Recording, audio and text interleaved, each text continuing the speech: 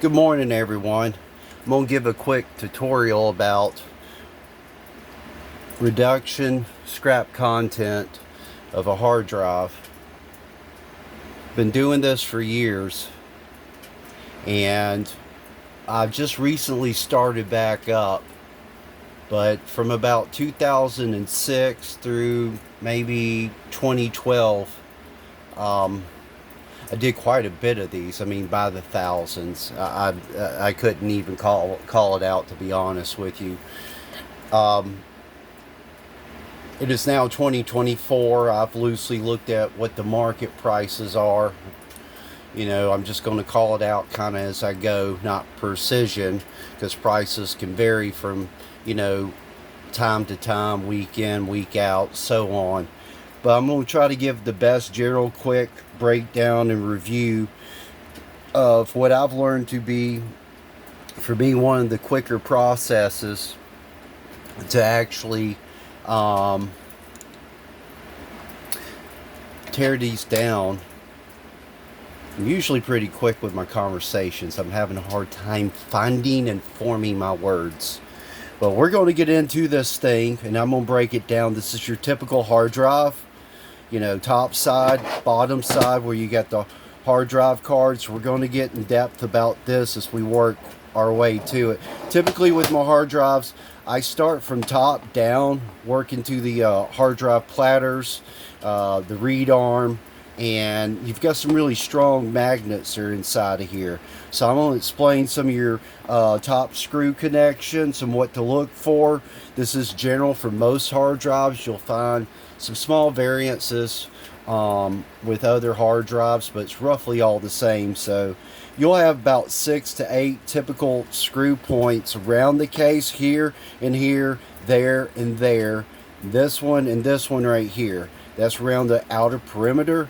If you got 8 or 10, typically they seal this down. You have a rubber gasket, sometimes like silicone or some kind of synthetic close to rubber or acrylic, that seal these hard drives and protect from static and moisture and other elements, dust entry. The other interesting point is you want to look and press your finger in and start with the sticker right here. And I don't know, I think you can start to see some of this in the video. I'll bring it up closer. I'm getting some bounce. So you can see that big, about a $50 size, indention right there as I reflect it. And then I've got a second one. It's about the size of a small button battery or a button on your shirt. And I'm just going to smooth that down as well. And you can see the reflection in there. And I'm going to start off doing that. The main tools that you're going to need, that I'm using for this project, right, these particular hard drives, which I got a bunch, is that, hand comparison, I'm going to use a flathead screwdriver. This is good for when you start to get into your case. You can use it to pry the lid off of it. And also when you start dealing with, sometimes the platters, you might need this, or, the piece of aluminum that's round. I'll show you that as we get it. Maybe at times you may need to get that out with these. And then your read arm is going to be in here, and most of your read arms are flathead operated, and you have to get them off that way. So this is one main tool.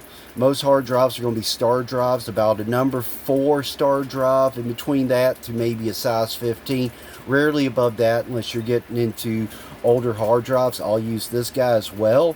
Sometimes you're going to find miniature Phillips bits roughly around this side, flatheads, but I'm mainly just going to stick with these 3 for now because I've already been into this series of units. I've got a bunch of them that came out of a server, and there was a ton of them in there. So without too much more conversation, we're going to dive into it with conversation.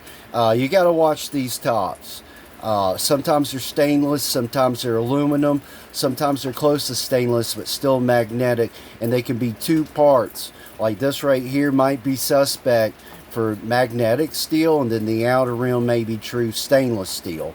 As you go through, you experience you'll get used to it. But I suggest testing this out to figure out what kind of grade of stainless you got, because you could be missing out in today's current market 40, 50, maybe 60 cents on a pound.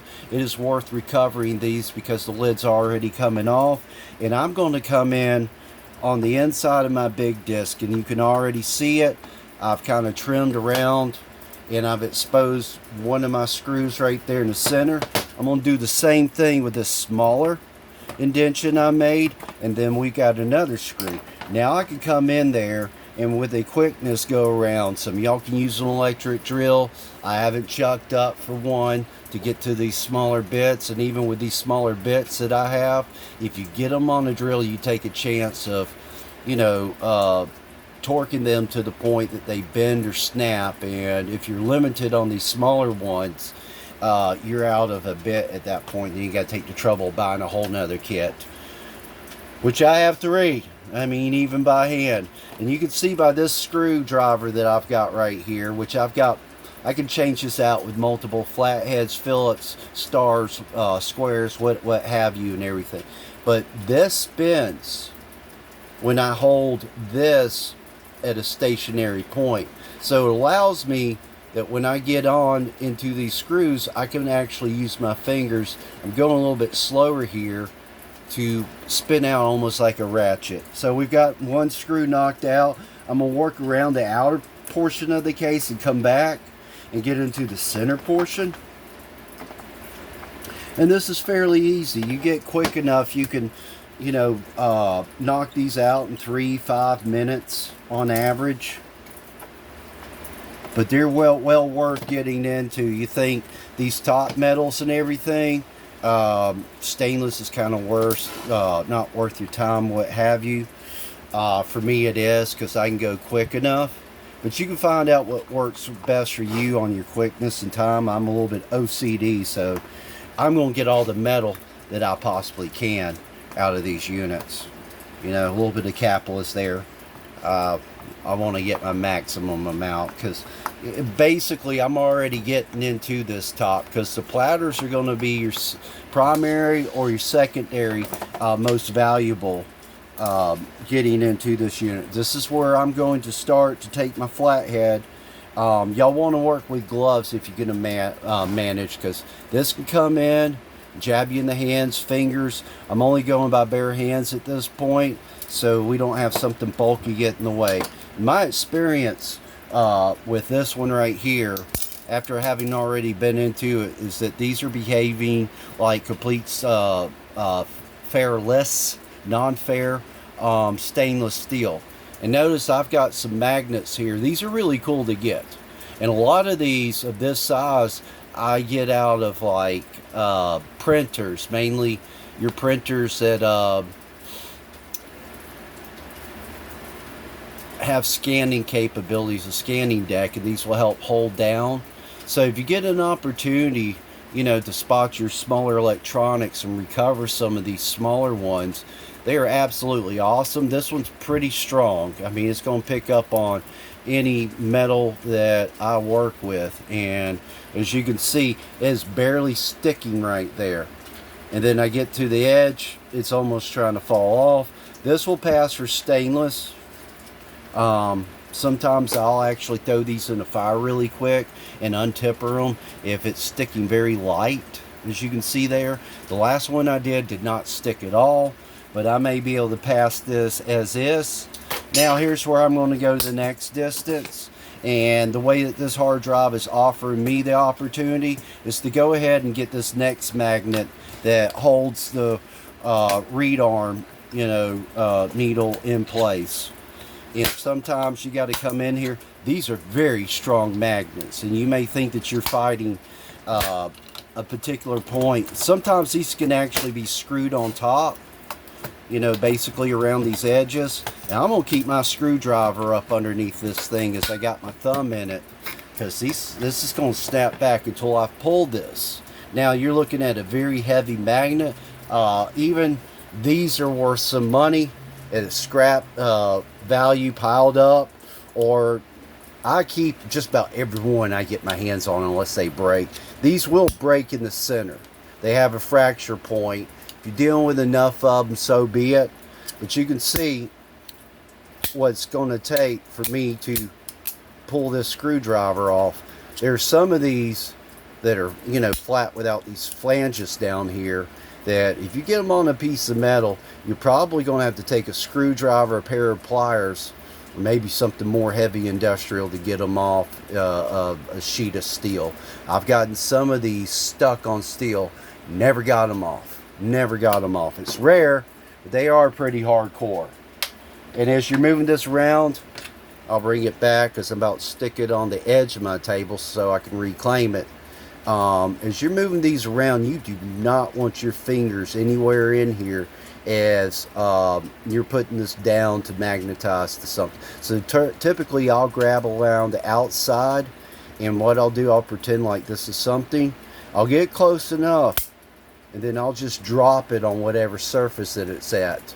Because your fingers in between this, dangerous grinder attachment, this can mess you up. You give it the opportunity. Sometimes I'll actually put them face down, and I'll start stacking them on top of each other in a series and get a whole collection of those. Now we're back at our hard drive platter. I do not have a slot right here. It's going to allow me to back this read arm out, but you're going to have usually a stopper kind of like right here in the way. It's going to keep you from being able to pull these platters off with success. And I can already tell that this hard drive is slightly different than the last one I did. But what you're going to find here is screws normally down in here. So I'm going to have to get in here and discover how to reverse this back out. This one may actually give me a little bit of trouble. And I'm wondering if I don't go ahead and do a reissue of a series, or I may actually, what I am going to do, I just broke that out of there. Sometimes those are screwed in, but this is going to allow, let me get this screw out of the way. This is going to allow me to, we're going to have to come back, no we're not. Typically this will move out of the way and allow me to just go ahead and extract this platter. I'm going to come in through this backside right here and try to discover getting into this backside by pulling the hard drive card. If I got any additional screws, it's going to allow me to break apart. So this is actually going to be one of your more cumbersome situations. But I'm going to let this video continue on, because now I'm going to have two videos. It's going to show you that this is going to be more of a cumbersome that you're going to get into. I may have to perform some breakage on this one to be able to free some of this out, but this hard drive card should pull pretty well. Now, I'm not going to do all the breakage here on video, just because it creates a lot of shrapnel or whatever. I don't want to damage my camera. I'm being a little bit slower at this just because, and we're almost there. I may still have a few points trying to hold it on. No, it comes off freely. And yeah, what I basically have at this point is I'm going to try to punch this center portion out, knock this motor out, and it should take the platters right along with it. Try to come up underneath this and see if it gives me any other screws. It doesn't look that way. I got a little bit of film going on here. Let's see if that offers any kind of screws. I'm going to switch to my smaller flathead. And this one's giving me all kinds of difficulties. This is going to be one of the more difficult. See, now I've got a screw right there. Right here on that one I just peeled out. Let's see if we get the same process here. Yep, I got another screw. This might give us some quicker success of, you know, at least a better disassembly of this. And that's an inset and a cover for a screw that's come from the opposite side. That will not be extracted until we get to the other side. So let's go ahead and get these screws out and see what kind of freedom it gives us top side. I think that was a screw. We're going to discover that, but I know these are definitely exposing themselves. It's starting to already somewhat feel loose to me. And let's see if this gives us some freedom. As you can see, I'm still getting a little bit of difficulty with my reed arm. There we go. And I've pulled that, and simply you take that and break it from there. With these, they're typically mostly aluminum. These parts right here sometimes will be like a stainless. I'll get it to this side. You'll feel them, they're kind of springy. I'll let these go. You can see this coil right here that runs on the magnet is actually aluminum. If it's shiny like steel or whatever, then this is going to be aluminum. If not, they'll be more of a copper color. And I'll use this as an example. Typically I would let the aluminum stick on here, and that's what I'll suggest that you do. I'm only using this as an example if you run into something that's copper. And if this is copper, it doesn't take long to come in here and pry this loose and cut it loose and break it apart. Now you've got number 2 shiny copper that you broke away. Doesn't take but a second, and I suggest breaking that copper out. Remember, this one's aluminum, and I was just using it as an example. Now I'm down to my platter, and this looks like, I cannot tell. This looks like this is keyed on here, which is a rare. You can see these little detents right here. So you see them right there. They're little rectangulars. They'll sometimes do this, to try to prevent people from getting in here and taking it apart. I'm using these little pliers. These are kind of like ring pullers. I've used them that way, or to get into situations like this. I'm semi-successful being able to pull these, and what I may have to do is I'm probably going to have to get this in the vise. I've got a cutoff wheel, very thin one. I can take and come down this way, squirt one time, or I may just go ahead and give up, which I think I'm going to do, and come in and punch this back side out. I'm going to give this an attempt twist really quick, because I've got some keyed spots here. It's not giving me what I want quick enough, so I'm just going to abandon it. My magnet's close to coming off. I got one final screw right here that's still holding on, maybe 2 of them. There we go. We got some release going. As you can see, that magnet went ahead and pulled itself freely apart. And the rest of this, I'm just going to have to get on the vise and work it. I may end up breaking this platter. You get about a 10% margin that these platters are glass, and they'll usually snap. And you can see this one's giving some bend, so it's actually going to be most likely aluminum. Rarely do you get like stainless on these. These aluminum discs are usually platinum coated. I mean, a little bit beyond microscopic level. Rarely you'll get gold. You'll find gold, 22, 24 karat. Typically on older hard drive units, or like military, commercial grades, you're gonna find those. So if you can get these platters off, they're well worth it. When you stack them up, like when you get about, from what I remember way back yonder, when I got a stack about as tall as a 16-ounce soda bottle, it's usually like $100 or $200. You got to go through a few hard drives, but these are worth your time. When they stack up, they make sense. Of course, I want to clean up a little bit of my aluminum. I want them to mainly see shiny bright aluminum. So basically, I've stripped down this hard drive the best I can for this video. We've already talked about how we're going to punch this, maybe cut this out. I may abandon here and probably come in here with my cutoff tool and work it back and forth, cut some slots first, see if I can punch it then. If not, I'll have to come in here and kind of move it back and forth until I shave it enough that it finally punches out. But after you get down to this point, and I'll re-explain later in the future. I'll have to punch this out too, but it should come out easily enough. I can probably go ahead and grab these right here. You also want some side snips. I'm not going to call them the D word out of here, on here, out of respect. But this is a completed unit. Now we're going to talk about these hard drive cards. You know, typically, I don't know about this one. It's lighter on gold.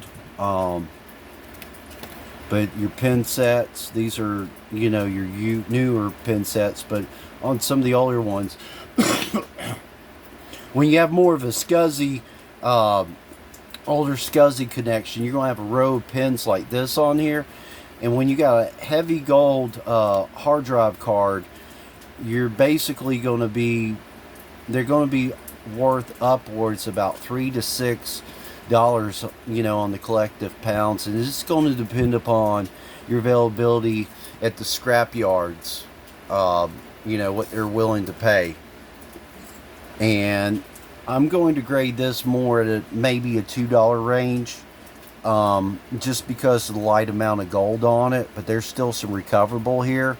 I wouldn't necessarily suggest manually, unless you got your chemicals set up. Some people will come in like with a pair of dikes or saw off. Done this before. I don't reclaim down to, I'll let somebody else do that, but I will cut off like finger trimmings and stuff like that in future videos when I do like PCI cards and RAM modules and things like that. I'll show you how to do your finger trimmings and everything, because once your finger trimmings get trimmed down, you're going to get more bang for your buck, and you can still sell these cards but at a lower price. We're not going to focus in on that today. Anyways, I believe that that's my thorough explanation, and I'm going to conclude this video here really soon. I suggest eye protection and wearing gloves, and really that's it. You know, just being mindful of your hand movements, learning processes that work quick for you and everything. Usually I'm quicker at these. Took me a little over 20 minutes to do this video because I'm more demonstrating and conversation. This unit will actually probably tie up more like 6 to maybe 10 minutes of my time, considering I'm going to have to punch the hard drive case and everything. But like I said, we're not going to do that here. I'm going to let you guys run, and I'm going to get another video up that hopefully offers a quicker hard drive disassembly without all that difficulty of not being able to extract the platter without having to manually force that out, brute force. And you guys have a wonderful day. I hope you've enjoyed the video.